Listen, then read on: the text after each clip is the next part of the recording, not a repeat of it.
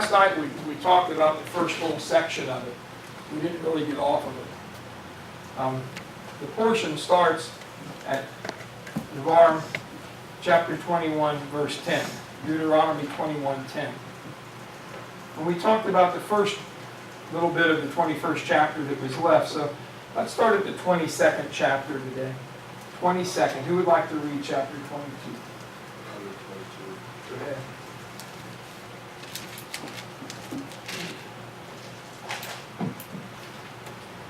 When you see your brother's ox with his sheep, all the splendor behind it. You know, I'll say something about that, where he talks about, you know, leaving something in the field. You know, we have to understand in the times, and he's talking here and all the way up through the times of Mashiach, there were people who were wanderers who would just wander through the fields and things. We've not experienced that really in our lifetimes, okay? Yeah, they're listening to do what they can. Yeah, I mean, but I remember my father talking about it. He grew up in rural Georgia in the 1920s and 30s, and in the 1930s there was a lot of that going on. People had no place to live, they had no money, no jobs to find. What about the Dust Bowl? And when the Dust Bowl came up, I'm sure those people there that were going west, they were looking for food too. Yeah, you know, so we've not experienced that, but basically what he's saying here is, you know, if you leave that bundle in the field, just leave it there. Somebody will take it. Yep. Somebody that needs it. I remember seeing the railroad bums walking from the railroad tracks to uptown, and they would walk in the gutter. Mm-hmm.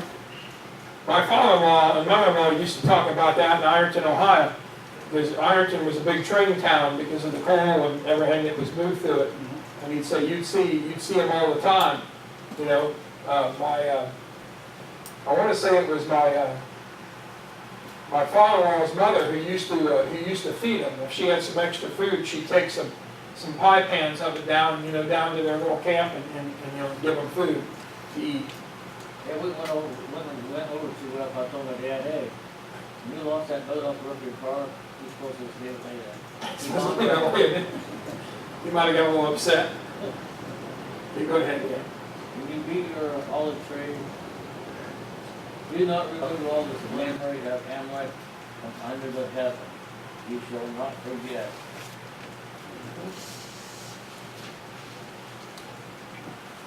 People was real hound dogs in those days. They got a little bit of instruction this round. Chapter 22. Chapter 22.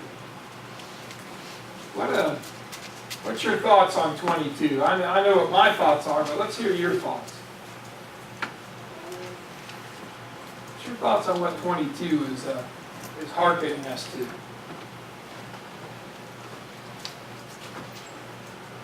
Compassion. Truly compassion. In the first 4 verses, it talks about to protect someone else from financial loss is not only commendable, but one who can do so is specifically forbidden to ignore the opportunity. Is that our most frequent sin? Avoidance? Very frequent sin, isn't it? Why would you avoid that? If you saw your brother really destitute, really in a bad situation, why would you avoid helping him? Because it will cost you. It would cost you. What is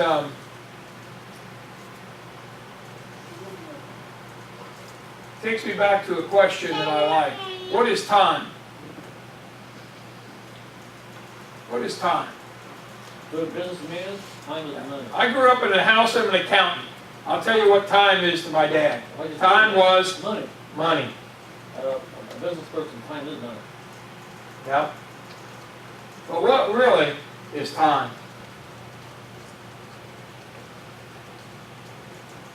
We on Shabbat Eve, we hold up that cup of juice and we say something every week. What do we say? L'chaim. Ahayim. To Life. To life. To life.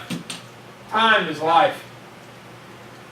we have the opportunity to help someone, we shouldn't hesitate to help. Now, I'm not talking about, I'm speaking about helping within our means. If we have the means to help our brother, we should help our brother. If you're in the checkout line and the lady in front of you is 75 cents short of paying for her groceries, what should you do? Pay it for her. Pull 75 cents out of your pocket and hand it to the cashier. Why allow someone to stress because she's a little short? Why can't we help? Help as you have means to help. If you don't have the means to help, then you do the best you can. And then what the Apostle Paul said, it's not a matter of sacrifice, but of equity. Mm-hmm. For one day you. Mm-hmm.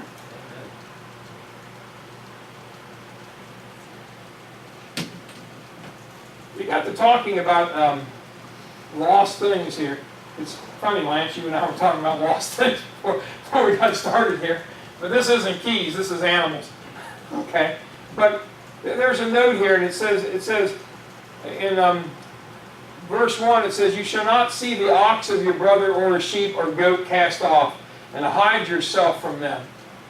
You shall surely return them to your brother. If your brother is not near you, and you do not know him, then gather it inside your house, and it shall remain with you until your brother inquires after it, and you shall return it to him." In other words, if you don't know where it came Well, from, not only that, it doesn't have to be your physical brother. Right. It could be somebody that you don't know. There's people out there we don't know, we still call them our brother. So that's what that's referring to, is that, like I said, that he might not know that person that owns that animal. He'll come looking for that animal. It's lost. He needs that animal back. He'll just come knock on doors. And then I had that happen one time when we had a farm. We had a fence with a neighbor, and he came in my driveway one day and started yelling at me about his cow. My first thought in my mind was, why are you yelling at me about your cow? Okay, it's not my cow. And he started yelling, he said that his cow had gotten through the fence and was in my pasture, referring to me. And he said, I can't catch him. I said, let's get him to come up to the front pastures. There were 3 pastures and there are gates between them. What's the easiest way to get a steer to come up a pasture? Hey. Bucket of corn. They all understand white buckets. It must be an international language with them. Okay? I went over, scooped up half a bucket of corn. He and I walked back the lane that dissected the farm, and as I held the bucket up like that, he came all the way up to the first pasture. I poured the corn in the trough, and I said, "You got your weed? Take your cow home." It was easy. I didn't want his cow, and I particularly didn't want the language he was using around my wife and children. Okay, it's kind of a rough old note. Anyway, so when we can help, when we can do something and return something to somebody, we should do it. To me, this is mostly common sense. Is it not common sense? Maybe I'm missing something.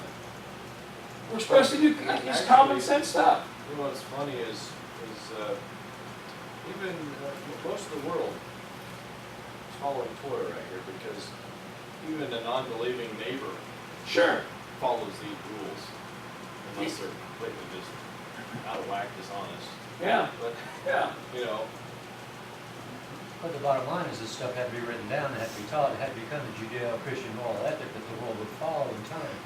And at this time, I'm sure that it was a pretty wild world they were living in.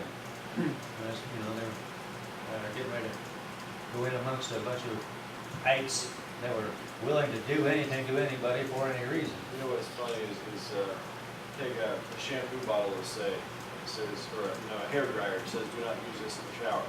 Okay. There's only one reason that sticker's on it. Because it's been tried before. Yeah. There's only one reason this is written down. Because There was a problem at one time. Exactly. there was a problem. So it's the same idea as the hairdryer in the shower. Yeah. McDonald's has something on their coffee cups. Just caution hot. It says caution hot. Because somebody didn't realize that hot coffee was hot. But that's why this is written down, because it What was a was- problem.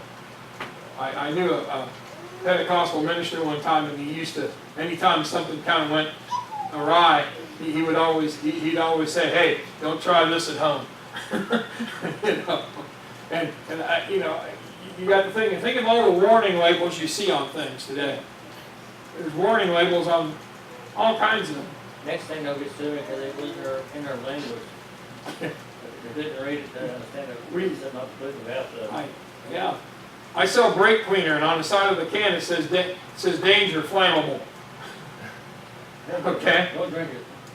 So I see a guy, and he's got a wasp in the trunk of his car, and he takes out his big lighter and a can of brake cleaner, and he goes, I guess, and he incinerates the wasp. And I'm thinking, you're 8 inches from your fuel tank.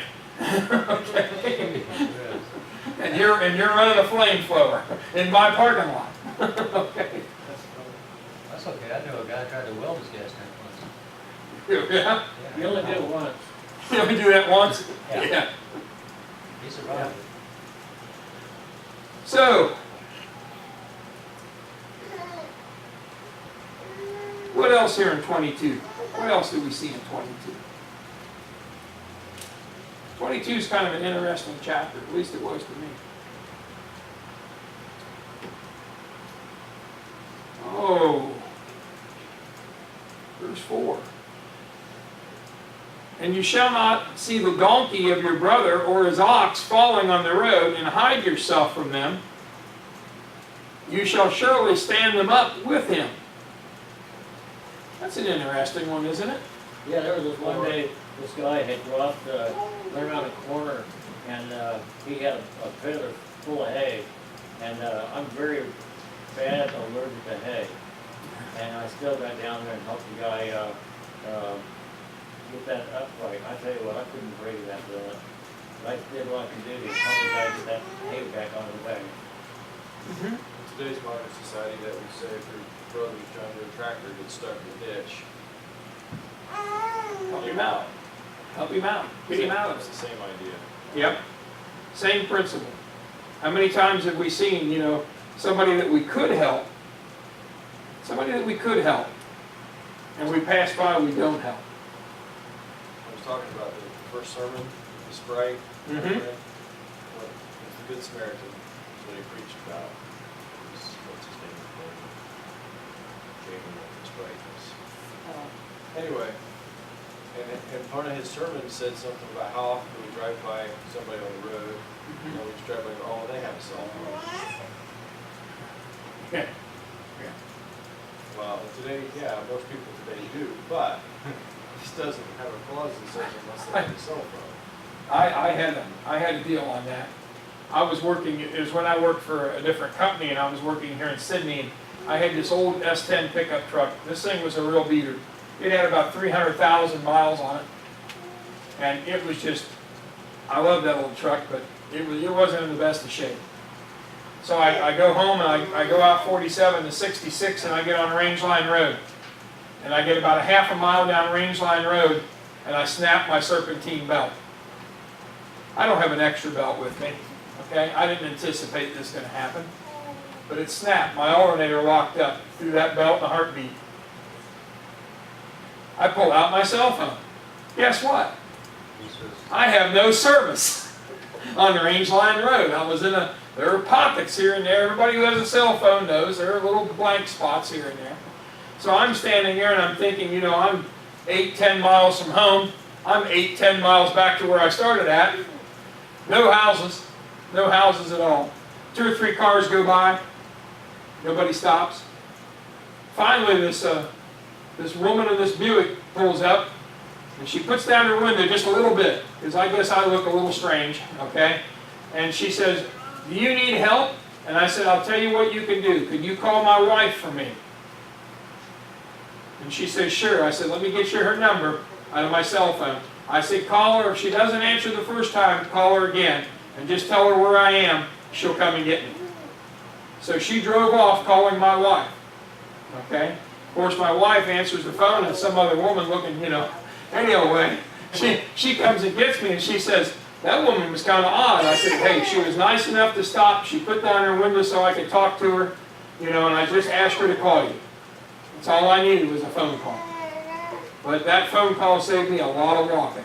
See, well, I had a case a long time ago, back in 1985. I stopped at a gas station and somebody needed help and they needed a ride. And they needed a ride to a neighborhood that a white man didn't go to, right?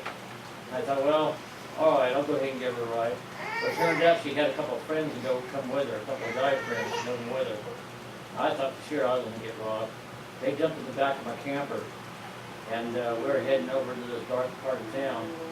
And on the way over there, she says, "You have a few bucks I could borrow?" I said, well, I'm thinking, oh, here we go, I'm going to get robbed now. I said, well, the smallest I have is a 20. Is a 20 okay? She said, oh, yeah, that'd be fine. So I gave her the 20. I had many more 20s in there, but I gave her a 20. Got to her neck of the woods and let them out. Yeah, it was a blessing there that I didn't get robbed or killed. Same thing happened to me. Along the way. When I worked in Inland years ago out in West Dayton, I was working second shift. One night I got off about, midnight like normal. I go out in the parking lot, I get in my truck, come out of the parking lot, and I get caught by the traffic light at 3rd and Abbey Avenue in Dayton. If you don't realize it, that's right in the heart of it all. Okay, there's all kinds of stuff going on at 3rd and Abbey. So I sit there at the traffic light, has a sign, no turn on red. I'm tempted. I really am. But all of a sudden I hear the back of my truck. I look back through the rearview mirror and this guy's hopped in the back of my truck. He bangs on my window and he says, take me down American Crack Block.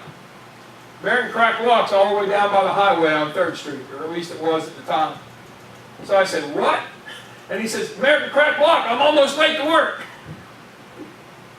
I took him down to American Crack Block. I pulled up at the stoplight in front of it. He jumped out, said, thanks, man. Ran in. He had faith, didn't he? Yeah, he had faith. He had He might have faith. been a believer. He had faith that I didn't have a gun. But the odd thing about it was, about 2 weeks later, hopped in the back of my truck again. Same guy? Same guy. I took him down there again. Did you tell him you need to get a watch? No. Start his journey He explained to me the second time, he said his car kept breaking down. Oh. His car kept breaking down. Well, there was a black fellow that I worked with that had a little garage at his house not far from the plant. So I told him, I said, hey, before you run off, let me give you a phone number. I wrote the guy's phone number down and handed it to him. He said, oh, thanks, man. I know where that is. And took off. I suppose he finally got his car fixed. But at least, what really instilled in me was, all that man wanted to do was get to work. That's all he wanted to do. He didn't want anything else. It wouldn't have bothered me if he'd have done that 2 or 3 more times. Because all he wanted to do was go to work. He valued his job. And anymore, you know what? It's difficult to find people that value jobs. Some of us work and work and work until we almost drop. And then others, we can't get to stay 2 days. Then there was one time I was on the other end of the spectrum there. Yeah. I'm walking down the freeway because my car stopped working and somebody pulls up and asks me, you want a ride? You just never know. You don't know. So I went ahead and jumped in the car, told them where I needed to go. I didn't have them take me straight to the house. They hadn't got me up at a plaza somewhere, and I walked up from there. There's another verse here that's kind of interesting, and it's got an interesting explanation to it. If you slide your finger down to verse 12, it says, you shall make for yourselves twisted threads on the 4 corners of your garment with which you cover yourself. Now we all know what that's talking about, right? That's talking about the tzitzit. Okay. If you go to Numbers 15, 38, 39, it says something a little different than that. You notice this verse doesn't mention colors of thread. Remember, Numbers mention what? Blue thread. A blue thread. Okay, so I'm wondering, as I'm reading through this, I notice it doesn't mention the color of the thread. And it says, this is a positive commandment with a prohibition against Shatnez, shows the general rule that a positive commandment supersedes a negative commandment. And thus, in the case of a linen garment, the commandment to insert zitzits with the required turquoise woven thread, tikkun, overrides the prohibition against mixing wool and linen. Therefore, if the tikkun is available, it should be permitted to put woolen fringes on a linen garment. But nowadays, since they're claiming they don't have that, then then the zitzits in a linen garment should have been made of linen. So the blue thread would always be a wool thread. You dye the wool. Okay? So there's a positive overriding a negative. I think that's interesting. Because we all realize there's two kinds of commandments, right? What's the two commandments? Positive, Blessing and a curse. blessing and the curse. Positive and negative. Exactly. Anybody else see any interesting ones in here? Yeah, I found the one about the, probably not in that spot there, but the fence around your roof. Okay. When you get a new house, you have a fence around your roof. That makes it won't fall off your roof. Flat roof. Flat roof.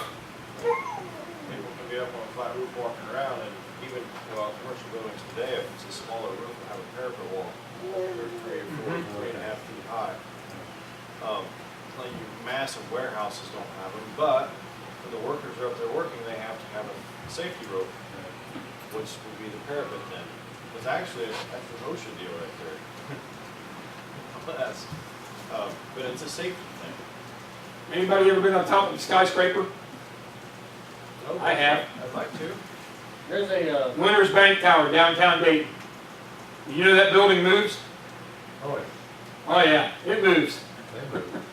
I was up there in a mechanical It room. moves your balance off, doesn't it? It does. It's hard to walk. Yeah, I've it's been up in, difficult.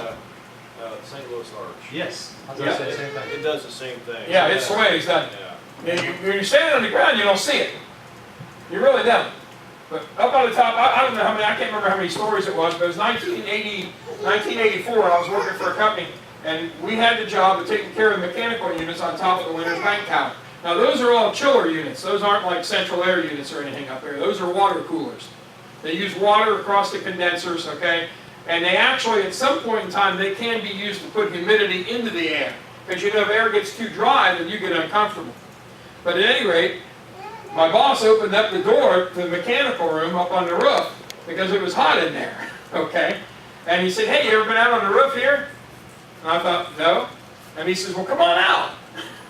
Let me show you around. I said, okay. So I step out, and I'm thinking, this is about as far as I need to go, okay? So he starts walking further out, and he says, come over here, I'll show you where all the condensate drains go and all this kind of stuff. So I'm walking out there with him, I'm thinking, I'm looking around, I'm checking my perimeter out. how high you up? I don't know how many stories, Winners Bank Tower is, I don't know, how many stories is that? 100 stories up? It used to be the tallest building in downtown Dayton. Okay, it might still be, I don't know, it's a big black looking building, you can see it in the There expressway. last week. Huh? I said, we just went through there last week, but I wasn't looking for it. So. Yeah, I don't know who owns it now, Winners Bank doesn't, that's gone, Winners Bank is gone. Huh? Is that the 111 building? No, the 111 building's over on First Street. I've been on top of that one too, but it's not as tall as It Winners. could be 30 stories high. And I want to say it's Chase Bank, one of the banks own that building. Okay, I can't remember who. But at any rate, all of a sudden I'm out there and you're far enough away from that little hut structure and there's really nothing around there and all of a sudden I'm feeling myself going, Yeah. I'm just kind of moving, and I kind of, first time I ever felt it, you kind of jump. I mean, because you're like wanting to hold on to something and there's nothing to hold on to. And he starts laughing at me. Okay, Rick starts laughing at me and he steps back, ah, ha, ha, ha. I said, what's so funny? He said, you don't know this building's moving. He said, if they didn't, Rick was an engineer, and he said, Ray, if this building didn't move, it would snap off. He said, as tall as it is. And I said, wow. I said, I never realized that. And he said, yeah. He said, you want to go by the edge? I said, no. There were no, the wires weren't up. Right. You know, usually if you're up there working, somebody goes up and sets the perimeter wires, okay? Those weren't up there, all stacked out in the middle. I said, no, I'm not going over to that edge. I'm like, you know, I'm not crazy. If this building's moving and I'm on the edge. No, but things like that. Things like that. So, does anybody want to look at, I think I'm going to pick on Jim to do this. Jim, I know you know this by heart. I know you know this by heart. In chapter 22, at the end of the chapter, it actually starts about verse 13. Yeah. If a man marries a wife and comes to her and hates her, well, that's the first mistake, isn't it? You can't hate your wife. Okay? That'll work well. And he makes her a wanton accusation against her. What they're talking about here is something that we become familiar with when we talk about somebody else. When we talk about Mashiach, we become familiar with this set of Torah. We're talking about someone who is betrothed to another one and someone who's married to another. All right, Jim? How does it tie? I'm not sure I understand where you're going with it. Huh? Well, what I'm saying is, it's a point to me that a long time, and sometimes a lot of people don't really realize the terminology that was used when they're talking about the Messiah being born, okay, and the relationship of Miriam and Joseph, you see, in compared to relationship statuses that you see today. You understand where I'm going? The relationship that they had was purely a Torah relationship. And this is what made the difference in the terminology that was used over in the Gospels to describe their situation. Those terms aren't normally used today. You understand where I'm going? Not yet. Okay. Let me see if I can get into this more. Hold on.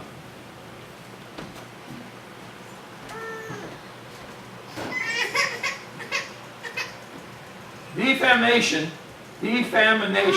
of a married woman. As noted elsewhere, there were two stages in a Jewish marriage. Kedushin and Nisuin. Kedushin is effected when the groom gives his bride a ring or something else of value and makes the declaration that nowadays is recited underneath the marriage canopy. For the lack of an English word that approximates this legal status, Kedushin is sometimes referred to as betrothal. But in truth, Kedushin establishes a far stronger legal obligation and status than a simple engagement, more than a simple engagement. Now do you know where I'm going? I'm following, but I'm not sure where you're going. Jim? You know? I understand that about betrothal and everything. Right. Right. It means more than just engagement. Right. So many times today, when Christians, I guess I'll use that term, when Christians are talking about marriage, they talk about engagement, they don't really understand the relationship between Joseph and Miriam. It wasn't just an engagement. Because at that point, you've made a vow. And it says you must quickly do what you said you were going to do. It's not like, give me the ring back, we're done. Okay? It's not a simple situation when you're looking into it in the eyes of Israel. Right. That was on the Andy Griffith show a few days ago. That was. Getting Snooker Barney into asking her to marry him, and then she said no and accused him of breach of promise and action at law. A serious circumstance. Yeah. It used to be, but no more. No more. It's not serious anymore. Nope. Well, it's any vow. It's not, I mean, per Torah, it's any Any vow that you make. But, That's but, that's what the old brethren out in Indiana was going with, against the brethren group out in California. Oh, yeah? There was a fellow that wanted to join the old brethren group, but he had dated this one woman for 12 years, had no children by you know, and then he broke off with that and then married somebody else. And they had children. And they had children. Well, in Torah, if you sleep with one, you know, if you go in the house and you have a relationship, yeah. if you go in the tent, you come out, you're married. Well, that's from Torah. That's from Torah. Now, the brethren out in Indiana were taking that direction, but the brethren out in California are looking at it. Well, that's not marriage. That's living in sin. So you know. So who made the vow? Who's, yeah, but it isn't, it's not a vow, that's what I hear in Torah. If you sleep with one, that makes you a marriage. So, who's right or wrong, you know? Well, let's finish the explanation. After Kedushin, the couple is halalically married in several aspects. And she is liable to the death penalty for adultery. The marriage takes full effect with the nisun, after which the couple may cohabitate. In this passage, the husband accuses his new wife of not being a virgin. If true, and it can be proven that she committed the adultery after Kedushin, she would be subject to the death penalty. If adultery cannot be proven, even if it is true that she was not at the time of the Kedushin, she is not liable to any punishment by the court, because she may have lived with a man before Kedushin. Even so, however, she would not be entitled to collect the divorce settlement stipulated in her marriage contract, the ketubah.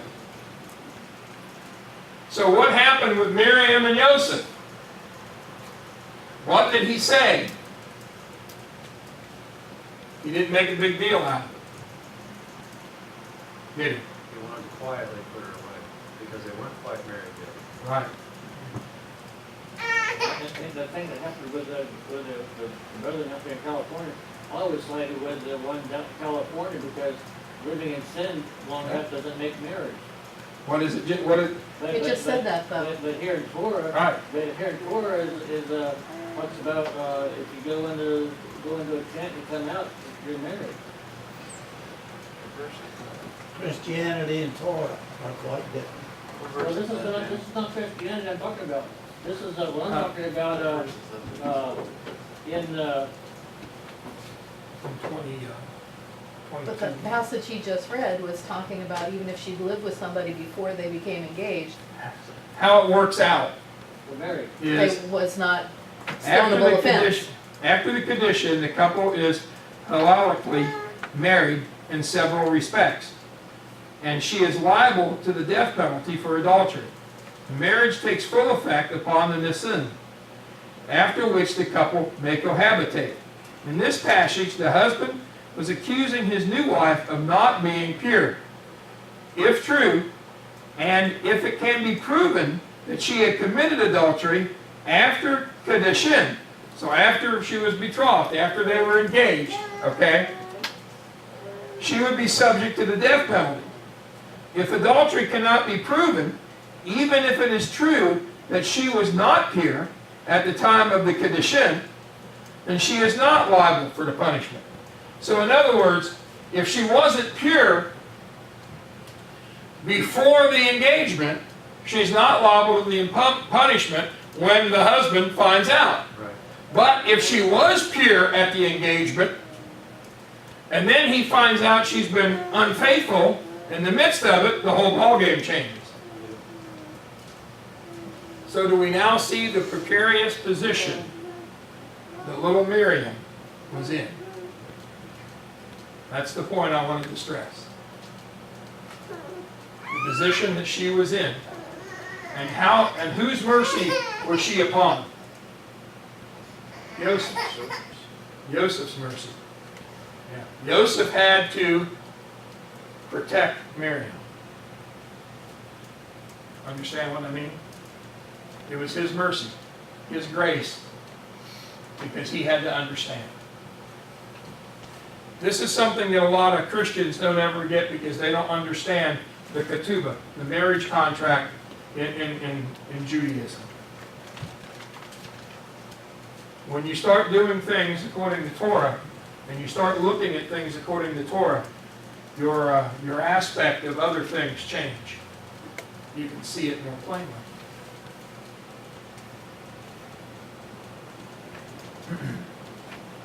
Anybody have anything else on this?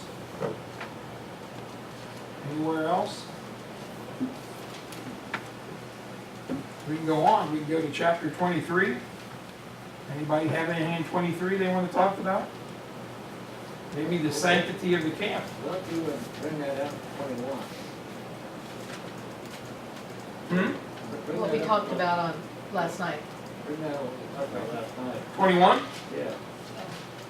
Okay. About the hanging, and it had to come down, the hanging, the body has to come down before the next day.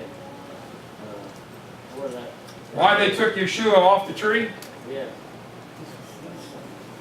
Why they took him off the tree? You're smiling now, Jim. Come on. Well, it's because it says so in Torah. I mean, you Right. can't leave it out overnight. Yeah. Yeah, you can't leave it out overnight. But you know, many Christians, I was just talking to one at work a week or two ago, okay? You know, and he was talking about, you know, he brought that very thing up to me. And that's why they released it to Yeshua's body. So Well, they had an it extra says break. it plainly. Where'd it go? Hang on, I gotta get to the right page here.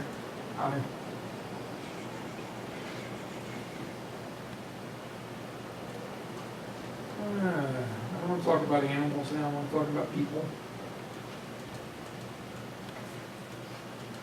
Here it is. The body of a person executed by stoning for idolatry or blasphemy must be hung, but it must be taken down and buried before nightfall. Because nightfall becomes a new day. Right? Because it is degrading to allow a body to hang. Therefore, the practice of the courts was to hang the body just before sunset and take it down immediately for burial. Now, there's another part to this. The prohibition against allowing a body to remain unburied overnight applies even to the people who died naturally. The only exception in this case, where it will bring honor to the dead person if the burial is delayed. The last exception, however, does not apply in Jerusalem, where burial is never delayed. So if you die in Jerusalem, you get buried that day. So did the other two stay because they were still alive? Mm-hmm. And that goes towards the cleanliness. Yeah, they were still alive. Not for long. That's why they broke their legs. They would have suffocated with their legs broke. They couldn't make it more than an hour or two. At So the they most. had to be taken down too. They would be taken down before the day was over. That's why they went and broke their legs. So they couldn't stand up. Yeah, they couldn't push up to get a breath. You know, when you're on a stake or on a cross, doesn't make any difference which one. Okay, what you really do is you suffocate. You die of suffocation. But if your legs are broken, it's too painful to push up to get a breath in there, so it shortens your span. Is that what you wanted, Danny? What you wanted brought out? Yeah, just right there, you just said the span. You were talking about life earlier, and time, and Mhm. life. Yeah. Lifespan, time. Time equals life. It's raining. Is it raining out now? I just saw the rain. I'm thankful for it. We'll stop there.